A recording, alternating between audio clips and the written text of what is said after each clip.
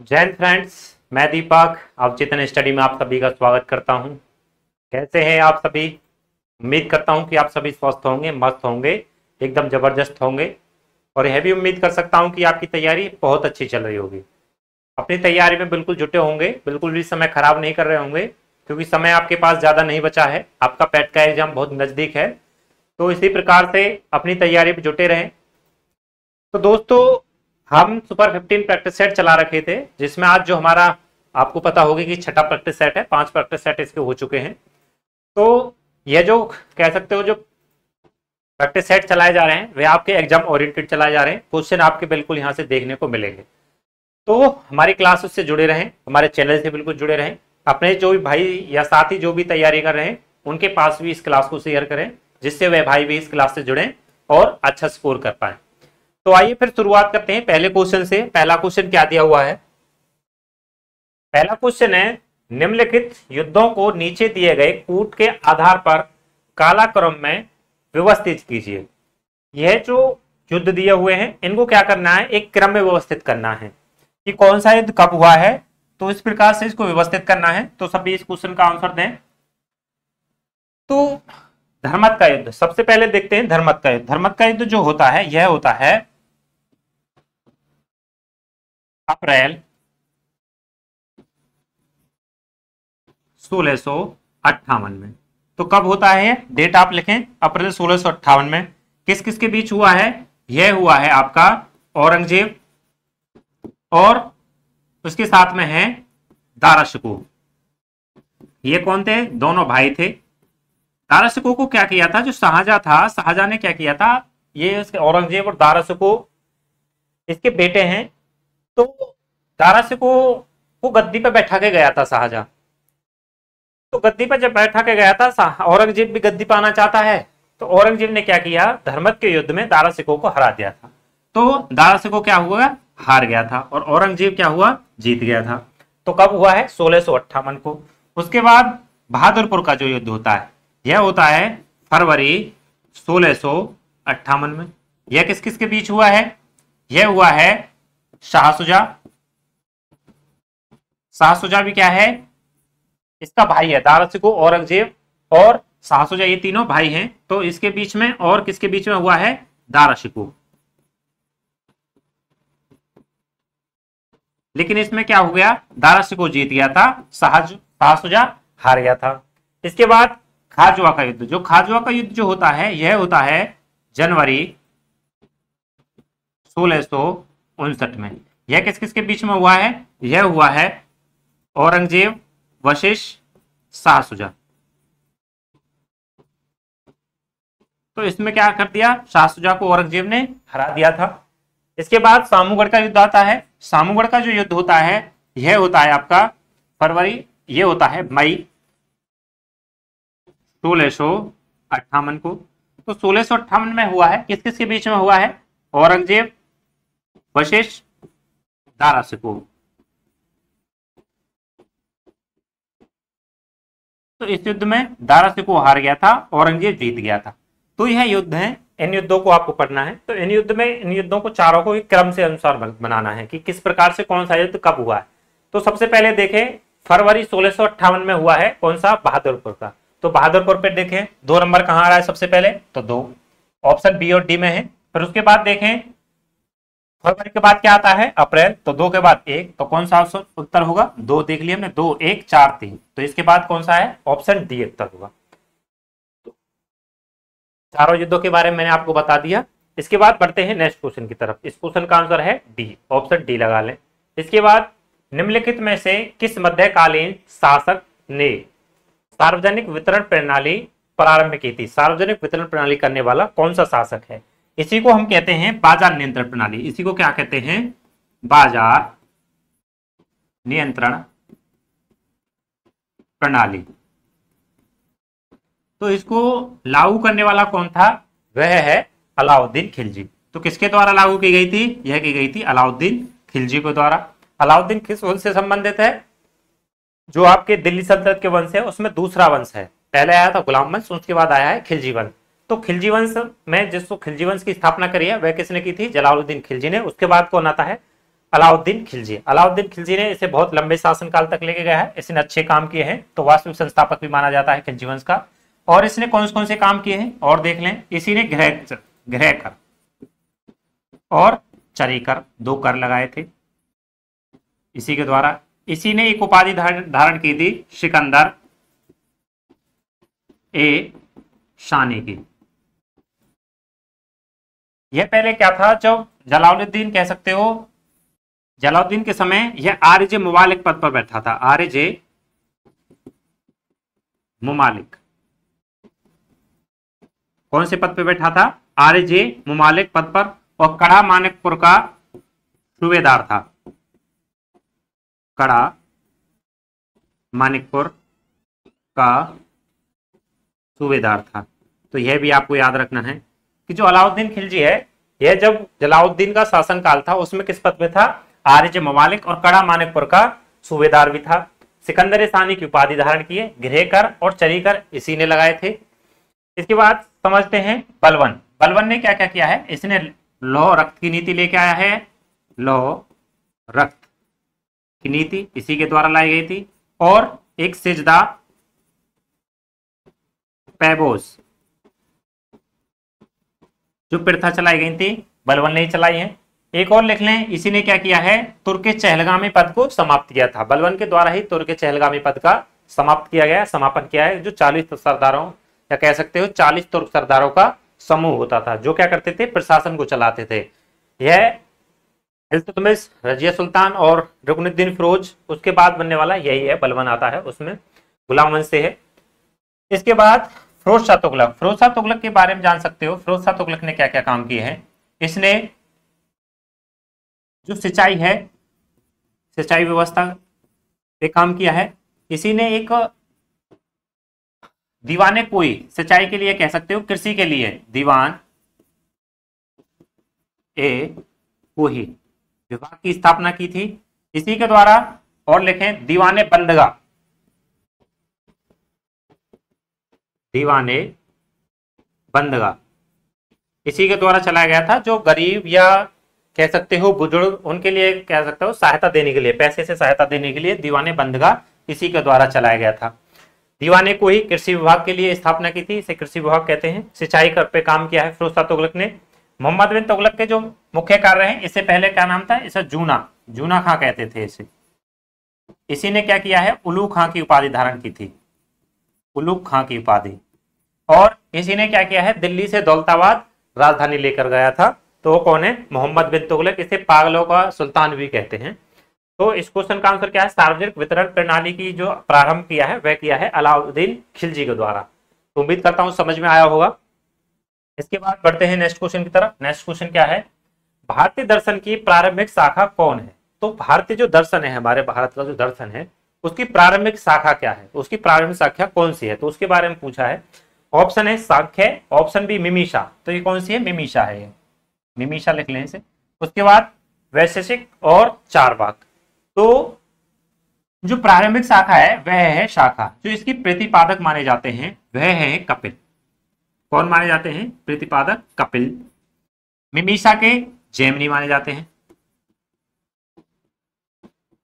उसके बाद वैश्विक के कौन माने जाते हैं, कनाद। जो चारवाक थे, इन्होंने प्रत्यक्ष को ही प्रमाण माना है। इन्होंने क्या माना है, प्रत्यक्ष को प्रमाण या लोकहित को ही इन पे जोर दिया है। इन्होंने लोकहितवाद पे जोर दिया है। किस पे, लोकायत पे जोर दिया है। ये भी दर्शन शास्त्र से ही संबंधित है, चारवाक भी। और लिख लें, जो आपके योग है, योग के प्रतिपादक कौन है, पतंजलि। कौन है, पतंजलि। तो ये भी आपको याद रखना है। सांख्य के कपिल, मीमांसा के जैमिनी, वैश्विक के कनाद और योग के पतंजलि। तो ये आपको याद रखना है। भारतीय दर्शन की प्रारंभिक शाखा कौन सी थी, सांख्य थी। बढ़ते हैं नेक्स्ट क्वेश्चन की तरफ। नेक्स्ट क्वेश्चन क्या है, द्वितीय बौद्ध समिति का आयोजन कहां हुआ था। जो द्वितीय बौद्ध समिति हुई थी उसका आयोजन कहां किया गया था। ऑप्शन दिए हुए Rajgriha, option B Vaishali, option C Pataliputra, option D Kashi. तो बताओ उस क्वेश्चन का आंसर क्या होगा। सभी आपको मैं बता देता हूं बौद्ध धर्म से संबंधित कहानी। तो बौद्ध धर्म की जो स्थापना की थी गौतम बुद्ध जी ने की है।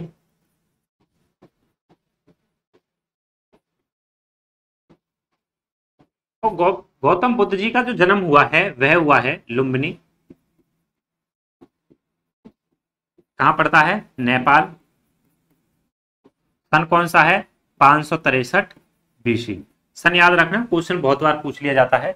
तो कहां हुआ है? 563 बीसी लुम्बिनी में। किस वंश से संबंधित है ये? शाक्य वंश से।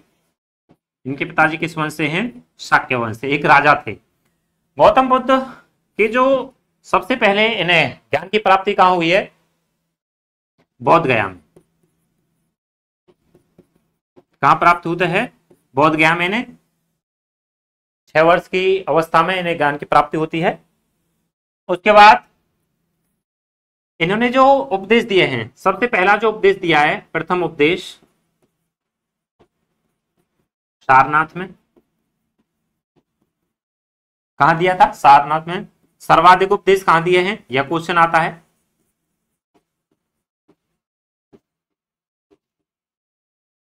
सर्वाधिक जो उपदेश दिए थे इन्होंने वह दिए हैं श्रावस्ती में।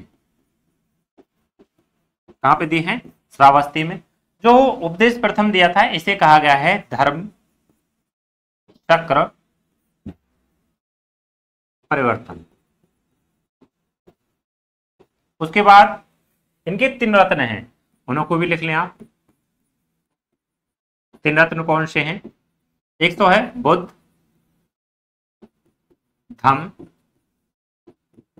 संघ। तो यह भी क्वेश्चन पूछ लिया जाता है, इनके 3 रत्न कौन से हैं? बुद्ध, धम्म और संघ। इसके बाद जो इनका महापरिणाम या इन्हें मोक्ष की प्राप्ति जो हुई है वह हुई है 483 बीसी में। कहां होती है? कुशीनगर। तो यह कुछ मेन फैक्ट है, यह भी आपको याद रखने हैं। कुशीनगर कहां पड़ता है? उत्तर प्रदेश में। यह भी आपको याद रखना है, कहां पड़ता है? उत्तर प्रदेश में। इसको क्या कहा गया है? महापरिनिर्वाण। महापरिनिर्वाण। तो उसको क्या कहा गया है? इस घटना को महापरिनिर्वाण। तो जो द्वितीय बौद्ध संगति जो हुई थी उसका आयोजन हुआ है राजगृह वैशाली में। नहीं सॉरी, दूसरी जो होती है वह होती है, प्रथम जो होती है फर्स्ट कहां हुई है? राजगृह में। किसके समय पे होती है? राजगृह वैशाली उसके अजात शत्रु के समय। किसके? अजात शत्रु के समय। तो किसके समय होती है राजगृह में?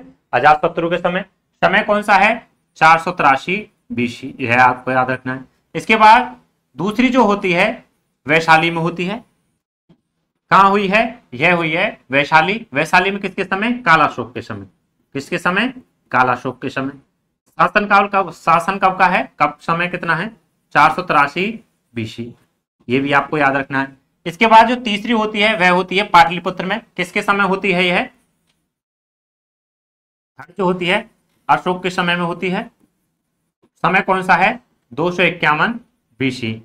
तो यह 3 बौद्ध संगति हुए। उसके बाद चौथी जो आती है, इसे काशी को काट के आप कर लें कुंडग्राम कश्मीर। कुंडग्राम कहां पड़ता है? कश्मीर में पड़ता है। किसके समय होती है? कनिष्क के समय में। किसका शासनकाल है? कनिष्क का। और कह सकते हो प्रथम शताब्दी ईसा पूर्व। ये प्रथम शताब्दी में ईस्वी, प्रथम शताब्दी ईस्वी, ईसा पूर्व नहीं, प्रथम शताब्दी है क्योंकि हम आगे बढ़ रहे हैं अब। तो प्रथम शताब्दी ईस्वी, प्रथम शताब्दी ईस्वी में होती है। तो ये चारों बौद्ध संगति भी आपको याद रखनी है। पहली कहां हुई थी? राजगृह में होती है। कब होती है? 483 बीसी। अजात शत्रु का शासनकाल है, बहुत बार क्वेश्चन पूछे जाता है। उसके बाद दूसरी जो होती है वैशाली में। कब होती है? 383 बीसी, कालाशोक के समय में। तीसरी जो होती है पाटलिपुत्र में, अशोक के शासनकाल में, 251 बीसी में। उसके बाद चौथी जो हुई है वह हुई है कुंडग्राम कश्मीर, जो पड़ता है कनिष्क का शासनकाल है, प्रथम शताब्दी ईस्वी में होती है। तो इस क्वेश्चन का आंसर क्या होगा? द्वितीय पूछिए तो द्वितीय कब हुई है? वैशाली में। बढ़ते हैं नेक्स्ट क्वेश्चन की तरफ। नेक्स्ट क्वेश्चन क्या है? क्वेश्चन 5 है, चंदू हुडो के उत्खनन का निर्देशन किया था। ऑप्शन ए जॉन मार्शल ने, ऑप्शन बी GH मैके ने, ऑप्शन सी REM व्हीलर ने, ऑप्शन डी ऑरल स्टैन ने। तो वह कौन है जो उत्खनन का निर्देशन में, जिसके निर्देशन में काम हुआ है? तो वह है ऑप्शन बी JH मैके द्वारा क्या है इसके उत्खनन का निर्देशन दिया गया। किसने की थी इसकी, कह सकते हो मजूमदार। कौन है, मजूमदार। समय जो लिख लो आप, समय है इनका 1936 का। मजूमदार, आरसी मजूमदार जी कहते हैं। तो इन्होंने क्या किया, इसकी खोज की थी, इसकी चंदूगढ़ों की। इसके बाद जॉन मार्शल जो है, यह सिंधु घाटी सभ्यता जो है, जिसके जो शहर है हड़प्पा और मोहनजोदड़ो, उस समय पे ये कह सकते हो निर्देशन में, इन्हीं के निर्देशन में काम हुआ है। तो सिंधु घाटी, और इसको लिख लें आप हड़प्पा और मोहनजोदड़ो।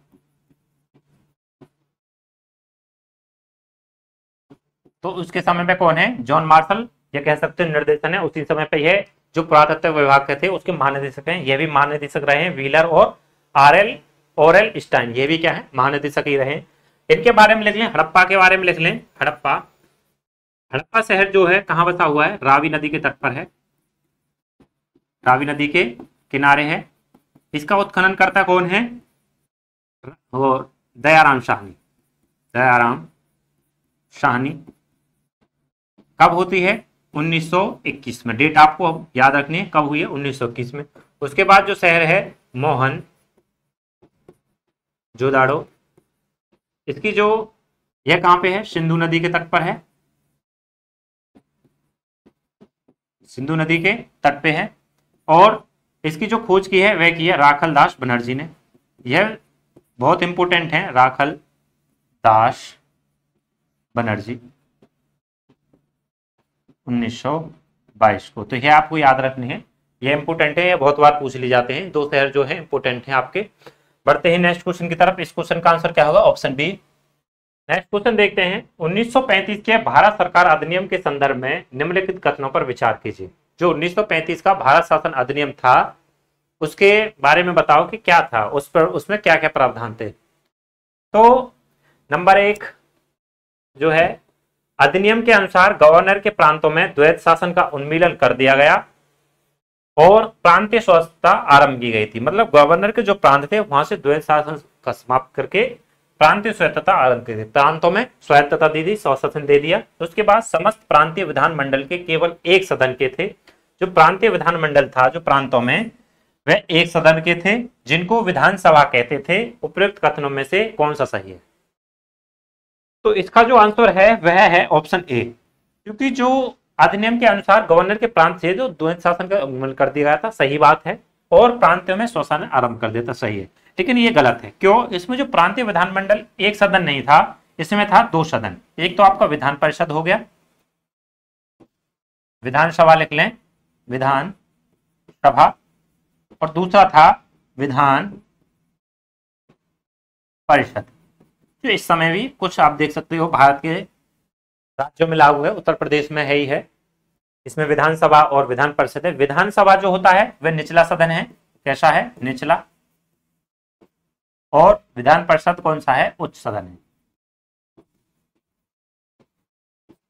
तो इनके बारे में आपको याद रखना। विधानसभा कैसा सदन है, निचला सदन है, इसकी वोटिंग होती है, आप इसमें वोट डालते हो। विधान परिषद के लिए आपसे कोई वोट नहीं डाली जाती। तो इस क्वेश्चन का आंसर क्या होगा, ऑप्शन ए केवल। बढ़ते हैं नेक्स्ट क्वेश्चन की तरफ। फॉरवर्ड ब्लॉक के संस्थापक थे। फॉरवर्ड ब्लॉक की जो स्थापना की है वह किसने की है।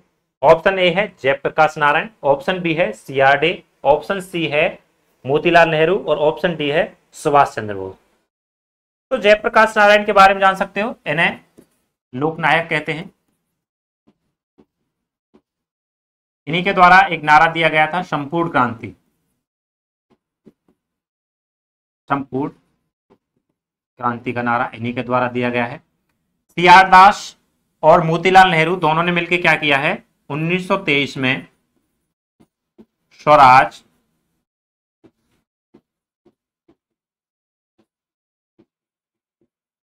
पार्टी की स्थापना किसके द्वारा की गई है, CR दास और मोतीलाल नेहरू जी दोनों द्वारा की गई है। स्वराज पार्टी की स्थापना कब की गई थी, 1923 में। डेट भी आपको याद रखनी है। ऑप्शन डी है सुभाष चंद्र बोस। तो सुभाष चंद्र बोस ने क्या किया है, 1939 में फॉरवर्ड ब्लॉक की स्थापना की। तो इसका आंसर क्या होगा, ऑप्शन डी सुभाष चंद्र बोस। सुभाष चंद्र बोस जी के बारे में याद रख सकते हो कि 1938 का हरिपुरा अधिवेशन हुआ और हरपुरा अधिवेशन में जो अध्यक्षता की थी वह की थी बोस जी द्वारा। इसके बाद 1939 का अधिवेशन होता है त्रिपुरी। त्रिपुरा अधिवेशन में क्या हुआ था, चुनाव हुआ था। इसकी एक कहानी है, वो आपको मैं कहानी बताता हूं कि अध्यक्ष पद को लेकर चुनाव होना था। सन है 1939 का।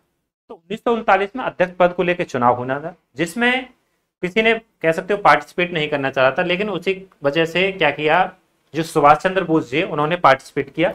उन्होंने अध्यक्ष पद के लिए अपना नामांकन दिया। उसी के साथ गांधी जी जो थे, गांधी जी पट्टाभी सीतारामैया को क्या है वो अध्यक्ष बनाना चाहते थे, लेकिन पट्टाभी सीतारामैया इसमें जब चुनाव हुए उसमें हार गए थे। और पट्टाभी सीतारामैया की हार क्या थी, गांधी जी की हार, और सुभाष चंद्र बोस जी इसमें जीत गए थे त्रिपुरी अधिवेशन की। तो इस चीज का थोड़ा सा गांधी जी को बुरा भी लगा, लेकिन गांधी जी फिर भी तुम जान सकते हो उनका स्वभाव भी ऐसा था, वह किसी प्रकार की किसी चीजों को इग्नोर करते भी नहीं थे। जो है ठीक हुआ, कोई बात नहीं। लेकिन उसके बाद क्या हुआ, जो समिति बनाई गई थी 1935 में, जो काम कर रही थी 15 सदस्य, तो उस समिति ने जो बोस जी हैं उनके साथ काम नहीं करना, वो काम नहीं कर रहे थे। इसी कारण क्या किया, जो सुभाष चंद्र बोस जी हैं उन्होंने इस्तीफा दे दिया इस पद से, अध्यक्ष पद से। और इस्तीफा देके जो नए अध्यक्ष बनाए वो बनाए थे राजेंद्र प्रसाद जी। तो यह भी आपको याद रखना है कि त्रिपुरी अधिवेशन में जब सुभाष चंद्र बोस जी ने इस्तीफा दे दिया था, तो नए अध्यक्ष पद कौन को बनाया गया था, राजेंद्र प्रसाद जी को नया अध्यक्ष बनाया गया था। तो यहीं से उसके बाद इन्होंने अध्यक्ष पद त्याग दिया। उसके बाद फॉरवर्ड ब्लॉक की स्थापना की, कलकत्ता आ गए थे। तो त्रिपुरी अधिवेशन की अध्यक्षता भी कौन कर रहे हैं, बोस द्वारा ही की गई है। लेकिन बोस द्वारा क्या किया गया, इस्तीफा दे दिया गया। इसके बाद किसको बनाए गए, राजेंद्र प्रसाद, राजेंद्र प्रसाद जी को अध्यक्ष बनाया गया था। तो यह भी आपको याद रखना है। इसी के बाद क्या होती है, फॉरवर्ड ब्लॉक की स्थापना, फॉरवर्ड ब्लॉक की स्थापना की थी। तो किसके द्वारा की गई है, सुभाष चंद्र बोस जी के द्वारा। बढ़ते हैं नेक्स्ट क्वेश्चन की तरफ। नेक्स्ट क्वेश्चन क्या है, बारदोली सत्याग्रह 1928 का नेतृत्व किया है। जो बारदोली में सत्याग्रह हुआ था, बारदोली जो जगह पड़ती है वह पड़ती है गुजरात में। तो कहां पड़ती है यह, गुजरात में। ऑप्शन दिए हुए हैं, सरदार वल्लभ भाई पटेल ने, ऑप्शन बी महात्मा गांधी जी ने, ऑप्शन सी विठल भाई जी पटेल ने, ऑप्शन डी है महादेव देसाई ने। तो बताओ इस क्वेश्चन का आंसर क्या होगा सभी। जो बारदोली सत्याग्रह है वह कहां हुआ है, गुजरात में। गुजरात में क्या हुआ था, जो किसान थे कपास की खेती करते थे ज्यादातर उधर, तो राजस्व में क्या कर दिया था किसानों के में, उसमें 30% की वृद्धि कर दी थी। किसने, अंग्रेजों ने। और इसको चुकाने में क्या है, किसान असमर्थ थे। इसी कारण क्या है, बारदोली में सरदार वल्लभ भाई पटेल जी जाते हैं, उन्होंने इसके खिलाफ आंदोलन या समिति, जांच समिति बिठाई। उसके बाद क्या हुआ, जो 30% था राजस्व अंग्रेजों को 6% करने के लिए, तो कितना परसेंट किया उन्होंने, 6% तक कर दिया। तो इसी कारण क्या होता है, जो बारदोली में जो सत्याग्रह हुआ था, इसी में वहां की महिलाओं ने क्या किया, महिलाओं ने इन्हें सरदार की उपाधि दी थी। किसको, सरदार वल्लभ भाई पटेल जी को। तो इस क्वेश्चन का आंसर क्या होगा हमारा, ऑप्शन ए, सरदार की उपाधि सरदार वल्लभ भाई पटेल जी को उपाधि दी जाती है। सरदार वल्लभ भाई पटेल जी को एक नाम से और पुकारा जाता है, लौह पुरुष। किस नाम से, लौह पुरुष। तो क्वेश्चन आ जाए, लौह पुरुष के नाम से कौन व्यक्ति जाने जाते हैं, वह हैं सरदार वल्लभ भाई पटेल जी को लौह पुरुष के नाम से जाना जाता है। इन्होंने देसी रियासतों को एक साथ इकट्ठा किया था, या एक साथ लेके आए थे, क्योंकि देसी रियासतें भारत में शामिल होना नहीं चाहती थी, लेकिन लड़ झगड़ के कैसे भी इन्होंने भारत को एक किया। महात्मा गांधी जी, महात्मा गांधी जी के बारे में जान सकते, इन्होंने जो मुख्य मुख्य आंदोलन चलाए थे, चंपारण 1917, इसके बाद खेड़ा 1918, इसके बाद अहमदाबाद, यह कब चला है, यह भी 1918। जो 1917 का चंपारण आंदोलन चलाया था वह किसके लिए था, जो किसान नील की खेती या जबरन क्या कर रहे थे, नील की खेती कर रहे थे उनसे, किसानों से अंग्रेज, उसके कारण चलाया गया था। खेड़ा सत्याग्रह भी किसानों के लिए ही चलाया गया है। उसके बाद जो अहमदाबाद है, ये मिल मजदूर, जो मिल मजदूर थे उनसे क्या कर ले थे, प्लेग का बोनस क्या है, समाप्त करना चाह रहे थे अंग्रेज, लेकिन प्लेग के कारण गांधी जी जाते हैं, 50% ना करके कम दिलाते हैं उन्हें, 25 से 30% पे बात होती है। तो इनके द्वारा, गांधी जी द्वारा 3 आंदोलन चलाए गए थे, चंपारण, खेड़ा और अहमदाबाद। ये क्षेत्रीय आंदोलन है। लेकिन बड़े जो आंदोलन है वह लिखना चाहें तो वह भी लिख लें। आपको मैंने बताया था असहयोग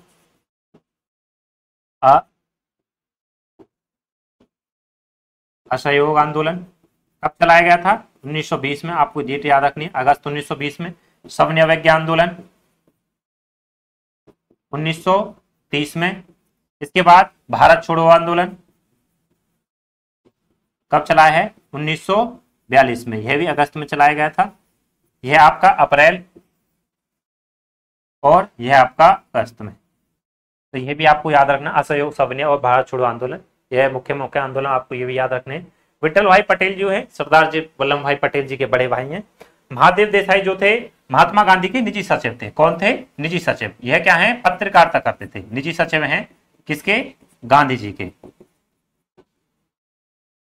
और इन्होंने पत्रिका चलाई है, कह सकते हो अमृत बाजार पत्रिका। कौन सी, अमृत बाजार पत्रिका इन्हीं के द्वारा है। और द हिंदू नाम से पत्र इन्हीं के द्वारा चलाई गई है। तो यह भी आपको याद रखने हैं, निजी सचिव गांधी जी के रहे, इनके साथ कह सकते हो गांधी जी के साथ इन्होंने लंबे समय तक काम भी किया है। इन्हीं के द्वारा अमृत बाजार और द हिंदू पत्रिका इन्हीं के द्वारा चलाई गई है। अच्छा क्वेश्चन है, कभी पूछ ले जाए अमृत बाजार पत्रिका किसके द्वारा चलाई गई थी, महादेव देसाई जी के द्वारा। तो इस क्वेश्चन का आंसर क्या है, बारडोली सत्याग्रह का नेतृत्व किया है सरदार वल्लभ भाई पटेल जी ने। नेक्स्ट क्वेश्चन देखते हैं। नेक्स्ट क्वेश्चन क्या है, निम्नलिखित नेताओं में से कौन एक स्वदेशी के समर्थक थे। वह कौन से नेता हैं जिन्होंने स्वदेशी का समर्थन किया है। Option A Aurobindo Ghosh, option B Firoz Shah Mehta, option C Dadabhai Naoroji, option D Subhash Chandra Bose ji. जो स्वदेशी का जो समर्थन हुआ था वह किया था अरविंद घोष द्वारा। किसके द्वारा किया गया है, अरविंद घोष जी के द्वारा। स्वदेशी का समर्थन कब किया गया था, जब 1905 में 16 अक्टूबर 1905 को क्या हो गया था, बंगाल का विभाजन हो गया था। किसने करा था, कर्जन ने करा था। वायसराय कौन है, कर्जन है। कर्जन ने क्या कर दिया था, बंगाल का 2 भागों में विभाजन कर दिया, पूर्वी बंगाल और पश्चिम बंगाल कहते हैं। और इसी का कारण क्या हुआ, इससे पहले जब इसकी घोषणा हुई थी, घोषणा कब हुई थी, 20 जुलाई 1905 को क्या हुई थी, घोषणा हुई थी 20 जुलाई 1905 को। लेकिन इसके बाद 20 जुलाई के बाद क्या आता है, अगस्त। तो 7 अगस्त 1905 को स्वदेशी मूवमेंट चलाया गया था, स्वदेशी आंदोलन। तो इस शब्द को कह सकते हो, स्वदेशी के समर्थक कौन थे, अरविंद घोष जी स्वदेशी के समर्थन थे। 16 अक्टूबर को क्या है, विभाजन कर देता है कर्जन द्वारा। फिरोज शाह मेहता जी के बारे में जान सकते हो, इन्होंने 1890 में कलकत्ता अधिवेशन की अध्यक्षता की है। कलकत्ता अधिवेशन की अध्यक्षता इन्हीं के द्वारा की गई है। और इन्हीं के द्वारा एक काम और किया गया है, बॉम्बे क्रॉनिकल पत्रिका चलाई है इन्होंने, बॉम्बे क्रॉनिकल पत्रिका इन्हीं के द्वारा चलाई गई है। दादा भाई नौरोजी, इन्होंने धन का निष्कासन सिद्धांत दिया। ऐसे लिखें, ऊपर लिखें, धन का निष्कासन। इन्हें ग्रांड ओल्ड मैन के नाम से भी जाना जाता है, दादा भाई नौरोजी को। और इनके बारे में लिखने, इन्होंने क्या किया है, 1866 में ईस्ट इंडिया एसोसिएशन की स्थापना की है। East India association, east India association की स्थापना 1866 में दादा भाई नौरोजी द्वारा की गई है। सुभाष चंद्र बोस जी के बारे में आपको पहले भी लिखवा चुका हूं। दादा भाई नौरोजी के बारे में एक और फैक्ट लिख लें, इन्होंने क्या किया है, जो द्वितीय कांग्रेस का अधिवेशन हुआ था, सेकंड, कहां है, कलकत्ता में। 1885 में पहला हुआ था, 1886 में इन्होंने क्या किया है, अध्यक्षता की है, अध्यक्ष रहे थे कांग्रेस के। जो कांग्रेस बनी थी, तो उसका जो सेकंड अधिवेशन कलकत्ता में हुआ था 1886 में, तो उसके अध्यक्ष रहे। प्रथम कहाँ हुआ था? प्रथम हुआ था आपका मुंबई में। 4 अधिवेशन शुरू के आप याद रख सकते हो। जो पहला हुआ है वह हुआ है बम्बई में 1885 में, जिसकी अध्यक्षता को जो की है व्योमेश चंद्र बनर्जी द्वारा। उसके बाद जो दूसरा होता है कलकत्ता में 1886 में, कौन करते हैं? दादा भाई नौरोजी। उसके बाद तीसरा जो होता है 1887 में, कहां पे होता है? मद्रास में, जिसकी अध्यक्षता किसने की है? बदरुद्दीन तैयब जी ने। उसके बाद जो चौथा होता है वह होता है इलाहाबाद में, जिसकी अध्यक्षता किसने की है? जॉर्ज यूले ने। तो यह आपको याद रखना है, ये 4 अधिवेशन शुरू के क्वेश्चन पूछ लिए जाते हैं। तो इस क्वेश्चन का आंसर क्या है? ऑप्शन ए, अरविंद घोष जी द्वारा क्या किया गया था? स्वदेशी का समर्थन किया गया। इसके बाद निम्नलिखित को, जो नेक्स्ट क्वेश्चन है, निम्नलिखित को सुमेलित कीजिए तथा नीचे दिए गए कूट से सही उत्तर का चयन कीजिए। राजा राम मोहन राय किससे संबंधित है? इन्होंने क्या किया है? आत्मा सभा की स्थापना की है। रविंद्रनाथ टैगोर जी के द्वारा किसकी स्थापना की गई है? बताओ। आत्माराम पांडुरंग के बारे में देख सकते हो, इन्होंने आपके प्रार्थना समाज की स्थापना की है। विवेकानंद जी ने रामकृष्ण परम मिशन की स्थापना की है। टैगोर जी द्वारा क्या की गई है? तत्वबोधिनी सभा की स्थापना। सॉरी, देवेंद्रनाथ टैगोर हैं, उनके द्वारा क्या की गई है? तत्वबोधिनी सभा की स्थापना। तो मिलाओ, ए का दूसरा इसी में है, तो ऑप्शन ए होगा इसका आंसर। इसका आंसर क्या है? Option A. राजा राम मोहन राय जी ने और भी काम किए हैं। इन्होंने ब्रह्म सभा की स्थापना की है। 1829 में इन्होंने क्या किया था? सती प्रथा उन्मूलन किया है। उसी के बाद राजा राम मोहन राय जी द्वारा और भी काम हुए। इन्होंने अखबार चलाए थे, मेरा उल अखबार। उसके बाद एक और चलाया है संवाद कौमुदी। तो यह भी आपको याद रखना है। रविन्द्रनाथ टैगोर जी के भाई हैं। इन्होंने तत्वबोधिनी सभा की स्थापना की है। तत्वबोधिनी सभा की जो स्थापना होती है वह होती है 1839 में, यह भी आपको याद रखना है। रामकृष्ण मिशन की स्थापना जो होती है वह होती है 1897 में, यह भी आपको याद रखना है। प्रार्थना समाज की जो स्थापना होती है वह होती है 1867 में, तो यह भी आपको याद रखना है। और आत्मीय सभा की जो स्थापना हुई है वह हुई है 1815 में, तो यह भी आपको याद रखनी है। इनका समय भी आप याद रखते हो। आत्मीय सभा की स्थापना 1815 में, रामकृष्ण मिशन की स्थापना 1897 में, प्रार्थना समाज की स्थापना 1867 में, और तथ्यबोधिनी सभा की स्थापना 1839 में हुई है। विवेकानंद जी ने रामकृष्ण मिशन, इनके के क्या है? ये गुरु थे। रामकृष्ण मिशन जी स्वामी विवेकानंद जी के गुरु भी रहे हैं। तो यह क्वेश्चन आपको याद रखने। नेक्स्ट क्वेश्चन नहीं है। आज हमारे 10 क्वेश्चन थे, यहीं पे रखते हैं। और अगर किसी भाई को कुछ पूछना हो, अगर किसी भाई को कुछ समझ में नहीं आया हो, तो वो कमेंट सेक्शन में पूछ सकता है, आपको जरूरी उसका आंसर दिया जाएगा। तो अपना और अपने परिवार का ख्याल रखें। तब तक के लिए जय हिंद, जय भारत, धन्यवाद।